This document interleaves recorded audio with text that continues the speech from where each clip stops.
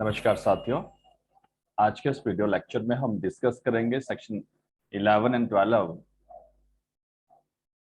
Wide और voidable marriage. Before that हमने previous जो वीडियो लेक्चर है उसमें हमने डिस्कस किया कि मैरिज की कंडीशंस क्या होती है हिंदू मैरिज एक्ट के अंदर, कौन सी मैरिज वैलिड होगी, ठीक है, और कौन सी वॉइड होगी, वॉइडेबल होगी, वो आज हम डिस्कस करेंगे।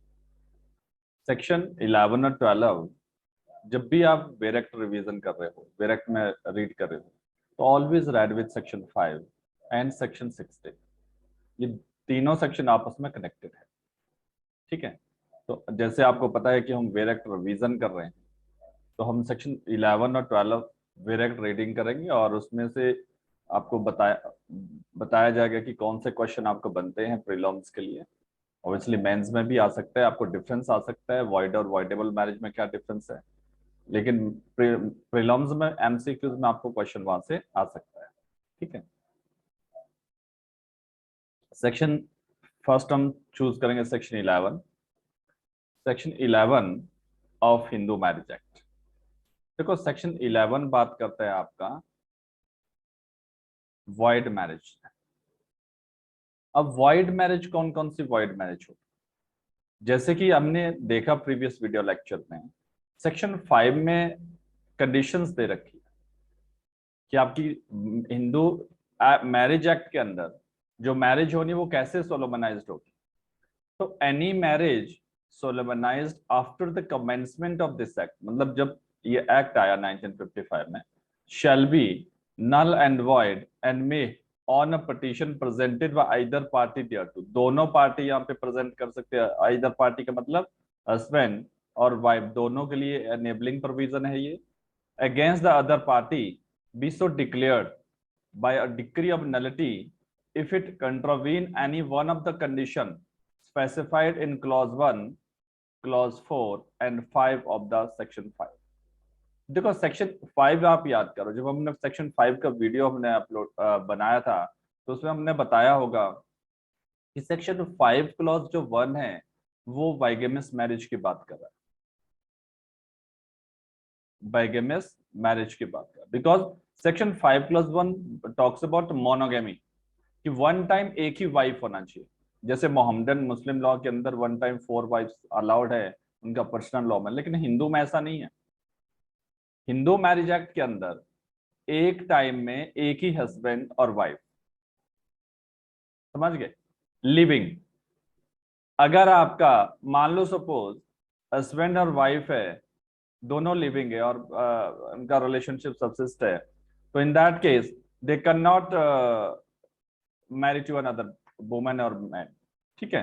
ना तो हस्बैंड दूसरी वाइफ यहाँ पे दूसरी मैरिज कर सकता है, ना ही वाइफ दूसरी मैरिज कर सकते है। यस, कब कर सकते हैं? या वाइफ की डेथ हो जाए, इफ वाइफ डाइड तो हस्बैंड फ्री है मैरिज करने के लिए, या फिर if husband died then she is free, तो वो मैरिज कर सकती है। लेकिन जब तक वो लिविंग है उसका हस्बैंड और उसकी वाइफ, तब तक नहीं कर सकते। या दूसरी सिचुएशन में जब हस्बैंड और वाइफ के बीच डाइवोर्स हो जाए, अगर इनका जो मैरिज टाइप है, मैरिटल रिलेशनशिप है, वो एंड हो जाए, dissolution, but divorce according to Hindu marriage act होना चाहिए, divorce from the court, from the decree of the court, then they are free, फिर वो मैरिज कर सकते हैं, ठीक है। इन दो सिचुएशन में आप मैरिज कर सकते हैं, अदरवाइज नॉट। लेकिन जब तक ये दोनों सिचुएशन नहीं है तो मैरिज नहीं कर सकते हैं, दूसरी मैरिज नहीं कर सकते हैं, ठीक है। फर्स्ट कंडीशन तो अगर आप करोगे भी तो वो मैरिज क्या मानी जाएगी? वॉइड मानी जाएगी, और पर से वॉइड है, from the very beginning, from the very एविनिशियो। और बिगिनिंग आपको उसके लिए कोई जैसे मतलब वो मैरिज ऑलरेडी स्टार्टिंग से ही वॉइड मानी जाएगी, वॉइड मैरिज के रिगार्डिंग। वॉइडेबल में थोड़ा सा डिफरेंस रहता है, वो मैं सेक्शन 12 में आपको डिस्कस करूंगा। सेकेंड, ये कहता है कि 5 क्लॉज 4, जो 5 क्लॉज 4 है आपका प्रोहिबिटेड रिलेशनशिप, प्रोहिबिटेड रिलेशनशिप अगर कोई मैरिज करती है वो मैरिज वॉइड है, जनरल रूल तो ये। लेकिन यस, समटाइम क्या होता है कि किसी कम्युनिटी में कोई कस्टम या यूजेस, वहां पे आप सेकंड प्रोहिबिटेड रिलेशनशिप मैरिज कर सकते हैं अगर आपको अलाउ करता है आपका कस्टम, बट आपका burden of proof always lies upon you, आपको प्रूव करना पड़ेगा। If there was any type of custom कि आपको प्रोहिबिटेड डिग्री में अलाउड करता है आपका कस्टम, तो देन यू कैन, अदरवाइज वो मैरिज क्या मानी जाएगी, वॉइड मानी जाएगी फ्रॉम द वेरी एवनिशियल, from the very beginning that marriage was void. Then next is 5 clause 5 sapinda relationship. अगर स्पिंडा रिलेशनशिप में कोई मैरिज करता है वो from the very beginning void मानी जाएगी, बट वही एक एक्सेप्शन है। एक्सेप्शन मतलब अगर आपका कस्टम यूजेज आपको अलाउ करता है then that is valid marriage, otherwise not. General rule तो एक वॉइड है।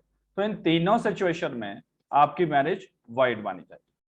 अब जो वॉइड मैरिज है उसके लिए आपको फ्रॉम द वेरी बिगिनिंग, जिस दिन से मैरिज है उसी दिन से वो वॉइड है, ठीक है, उसी दिन से वो वॉइड मैरिज है। क्लियर? और इवन आपका जो सेक्शन 5 clause 1 है उसके लिए पनिशमेंट प्रोवाइडेड है section 17 Hindu marriage act. Previous video lecture आप एक बार जरूर देख लेना, क्योंकि वहां पे हमने सेक्शन 5 को एलेबोरेट किया है, अच्छे से डिस्कस किया है। तो वहां पे आपको पनिशमेंट अकॉर्डिंग टू बाइगेमिस, आईपीसी के अंदर भी क्रिमिनल ऑफेंस है bigamy marriage 494 495 IPC Indian penal code, ठीक है। और वॉइड मैरिज जो आपका 5 clause 4 और 5 में उसका सेक्शन 18 के अंदर पनिशमेंट दे रखा है, सेक्शन 18 के अंदर पनिशमेंट दे रखा है, ठीक है। Clear? The next is voidable marriage. देखो वॉइडेबल मैरिज में कुछ ग्राउंड्स यहाँ पे दे रखे हैं कि कौन कौन से वॉइडेबल है। 4 टाइप मैरिज है जो वॉइडेबल मानी जाएगी। Any marriage solemnized, whether before or after the commencement of this act, shall be voidable and may be annulled by the decree of court. That is the very important. May be annulled by the decree of court. अब ये voidable marriage null and void कब से होगी? From the decree of the court. तब तक ये valid marriage मानी जाएगी। तब तक voidable का मतलब है at the option of the party, जिसकी consent फ्री नहीं है, जिसके साथ फ्रॉड हुआ है, जिसके साथ फोर्स हुआ है, उसके कंसेंट पे वो डिपेंड करता है। लेकिन वॉइड मैरिज में ऐसा नहीं है। वॉइड मैरिज में फ्रॉम द डेट, जिस दिन मैरिज हुई है, फ्रॉम द वेरी बिगिनिंग वो नल एंड वॉइड मानी जाएगी, ठीक है। फ्रॉम द वेरी बिगिनिंग वो इनवैलिड मैरिज मानी जाएगी, null and void. may be annulled by the decree of nullity on any of the following grounds, namely, अब grounds यहाँ पे दे रखे हैं ABCD में। फर्स्ट है the marriage has been consummated according to the importance of the respondent। अगर respondent important है, ठीक है।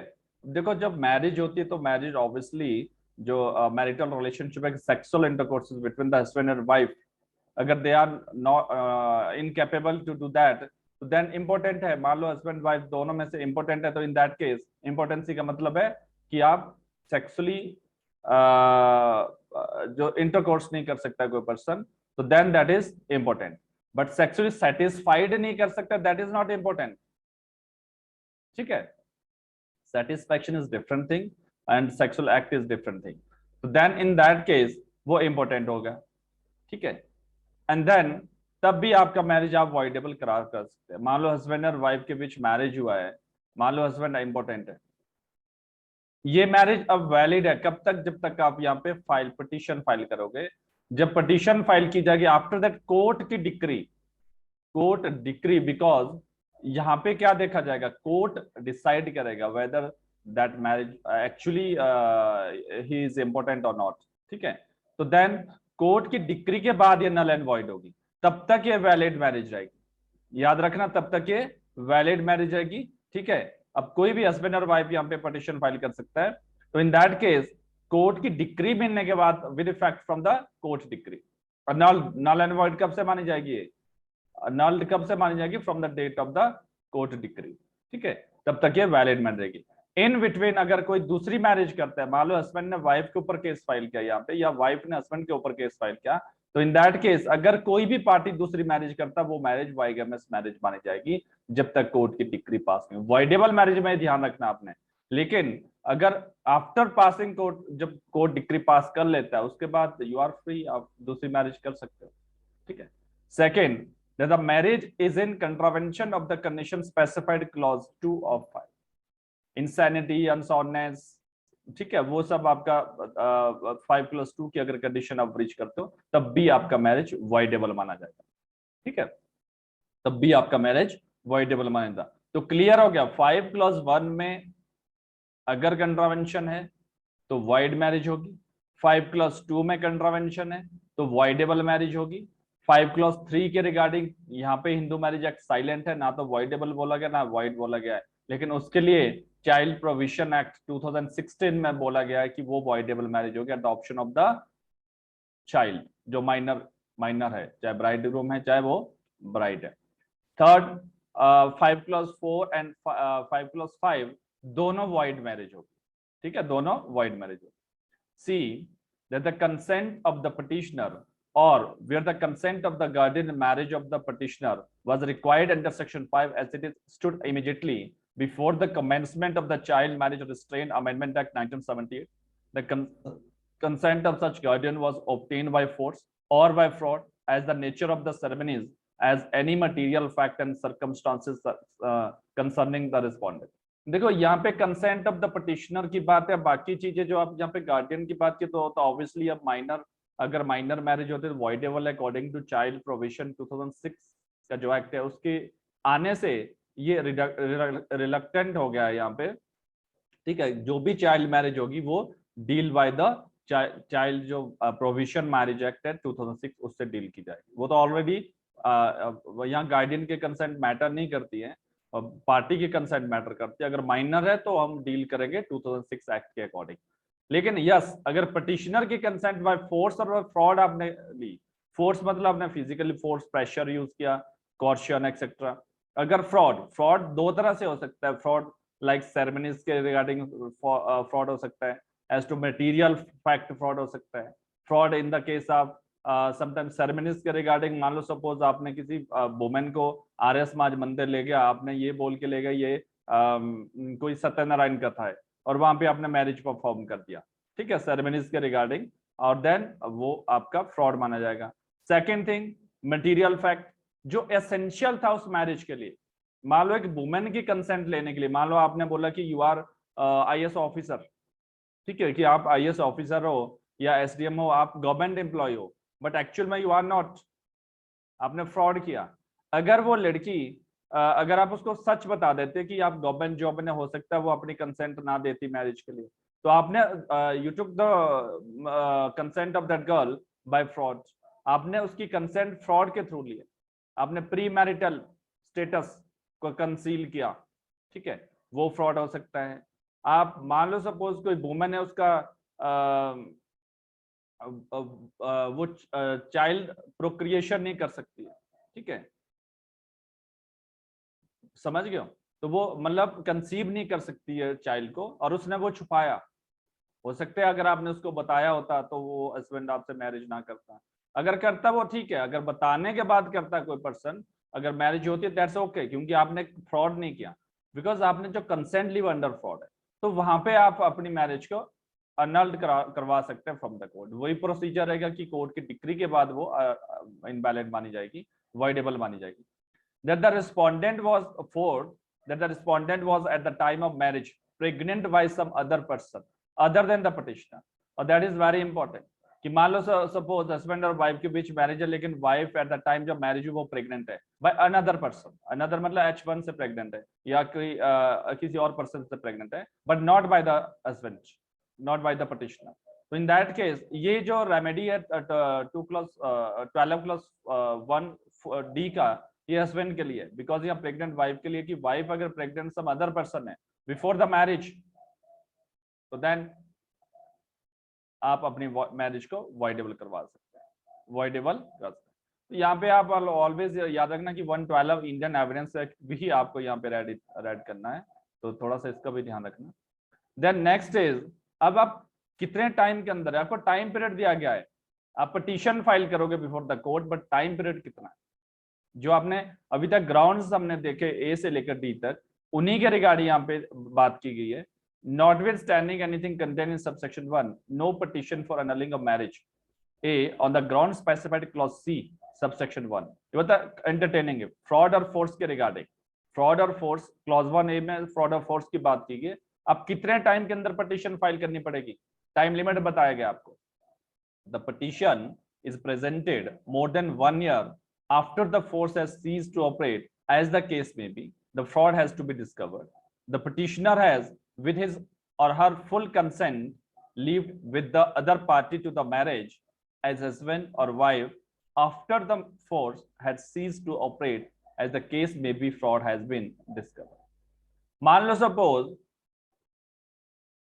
आप हस्बैंड और वाइफ का मैरिज हुआ, आफ्टर दैट वाइफ को फ्रॉड डिस्कवर हुआ, वाइफ को अब फ्रॉड का पता चला, तो 1 साल के अंदर 1 ईयर के अंदर आपको पिटीशन फाइल करनी पड़ेगी अपनी मैरिज को वॉइडेबल अनल करवाने के लिए।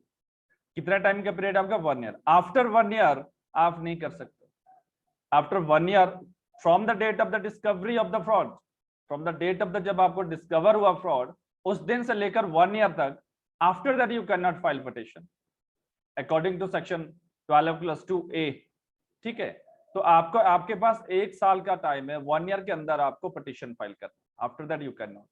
ठीक है, सेकेंड थिंग, या फिर आपने फ्रॉड डिस्कवर करने के बाद आप उसके साथ रह रहे हो, हस्बैंड के साथ अच्छे से रह रहे हो, कोई दिक्कत नहीं है, ठीक है, आपको लगता है कि अब मैरिज तो होगी है, ठीक है, तो अब इसको रिलेशनशिप को खराब नहीं करना चाहता, यू आर हैप्पी, बट ठीक है, आपने उस हस्बैंड ने भी आपको सॉरी वगैरह बोल दिया, तो दैट्स ओके। अगर आप कंटिन्यू करते हो उसके साथ रहना, तब भी आप उसके बाद पिटीशन फाइल नहीं कर पाओगे।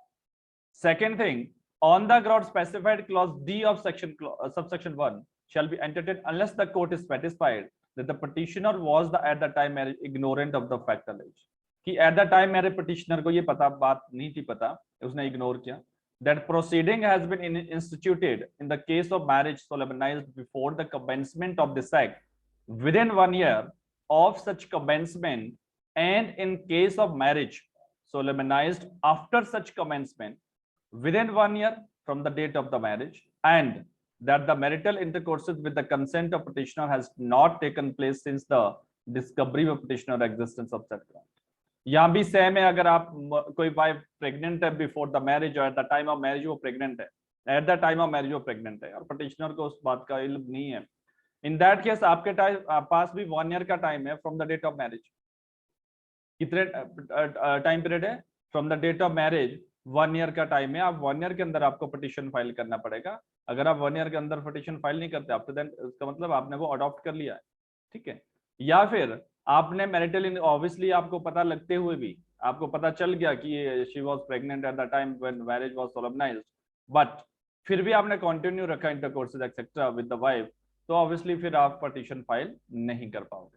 तो दिस इज ऑल अबाउट यहाँ पे वॉइड और वॉइडेबल मैरिज। देखो, वॉइड और वॉइडेबल मैरिज दोनों इंपॉर्टेंट है आपका हिंदू मैरिज एक्ट के अंदर। आपका मेंस के लिए यहाँ पे आपका डिफरेंस का क्वेश्चन आ सकता है, समटाइम छोटे क्वेश्चन भी आते हैं वॉइड और वॉइडेबल मैरिज के रिगार्डिंग, शॉर्ट नोट पे भी आ सकता है, ठीक है, लेकिन प्रीलिम्स में आपको ये जो पीरियड है, ये ग्राउंड्स है, ये आपको वहां से एमसीक्यूज में बन सकते हैं, ठीक है।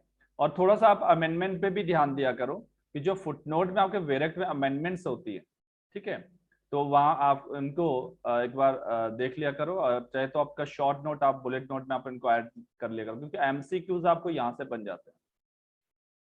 कभी एमसीक्यूज यहाँ से आ गया तो आप एटलीस्ट इतना आप रेडी हो कि आप उसको कंप्लीट अच्छे से कर सको, ठीक है। तो अभी से अगर आप बुलेट नोट बनाओ, शॉर्ट नोट बनाओ इनके प्रीलिम्स पर्पज से, ऑब्वियसली मेंस के लिए तो आपको डिक्टेशन वगैरह नोट्स अच्छे होने चाहिए, लेकिन प्रीलिम्स के लिए आपको ये वेरी हेल्पफुल है। आप अगर इनकी प्रैक्टिस एमसीक्यूज प्रैक्टिस करना चाहते हो तो ऑब्वियसली आप हमारे ऐप पे भी ज्वाइन कर सकते हो, एमसीक्यूज फ्री ऑफ कॉस्ट है वहाँ पे। आप ऐप का लिंक आपको डिस्क्रिप्शन में मिल जाएगा, आप वहाँ से हमारी ऐप को डाउनलोड करो और फिर वहाँ पे एमसीक्यूज की प्रैक्टिस करो, हिंदू मैरिज एक्ट के और अदर सब्जेक्ट की। और ये सारे वीडियो लेक्चर आपको ऐप पे एक्सेस मिल जाएगा, फ्री ऑफ कॉस्ट है वहाँ पे ऐप के अंदर, ठीक है। एंड जो नए हैं चैनल पे, प्लीज चैनल को सब्सक्राइब कर दीजिएगा और बेल आइकन को भी क्लिक कीजिए ताकि नोटिफिकेशन आपको आती रहे नेक्स्ट वीडियो लेक्चर की। एंड जिन्होंने ऑलरेडी सब्सक्राइब कर रखा है वो please like, share and comments जरूर करना। धन्यवाद।